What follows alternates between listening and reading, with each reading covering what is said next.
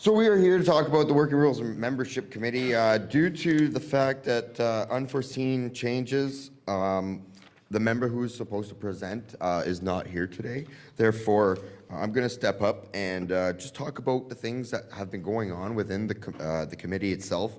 The Working Rules of Membership, I was part of it last term, and really it didn't gain any traction.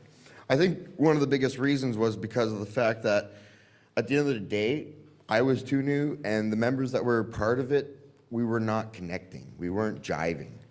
And I truly believe that the Working Rules of Membership really, it links directly with the recruitment and referral. It links directly with the members itself, all members across our awesome union. Because when it comes down to the active members, when it comes down to working members, when it comes down to non-working members, there's a place for everybody. And we got to make sure that every member knows and has the information on what's going on with, whether it be the out of work list, whether it be sick benefits. They just need to know, right? So this year when we got together, we started talking about how much responsibility the working rules actually have.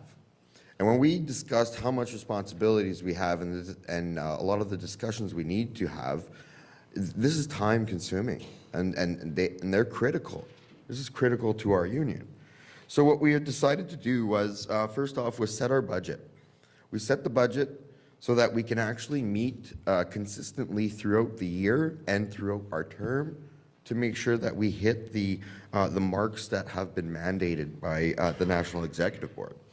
So some things that we were working on was a guideline. I just want to, I don't know if you guys know this, but in the Constitution, a policy is something that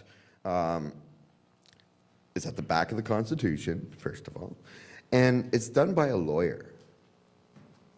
A policy is done so when we go into it, it's done by the lawyers. And the term was very loosely thrown out there where, should we have guidelines? Should we have policies? I've been hearing it again, even for the Communications Committee, where, should we have a Facebook policy? And, well, we got to be careful with the terminology that we actually use for those kind of things, right? Because that can really affect, A, the Constitution or the committee itself.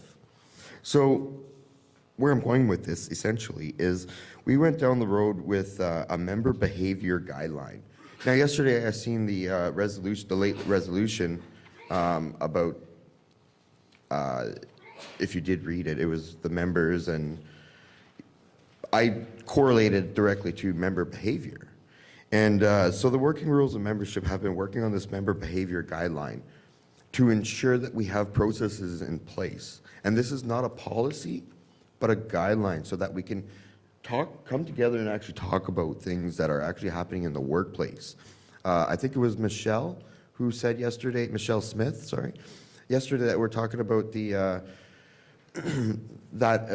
resolution exactly, right? And do we have to wait another 3 years to be able to change this? We got the answer. The answer was no, right? But we need to have these discussions. Otherwise, if you leave this convention today and you don't know, that did not help you. So, to this day, the Working Rules Membership Committee, there's Vince Cook, Mark Elstone, Jeff McGowan, myself, and Chris Young. Craig Batty has now been tasked to be the liaison.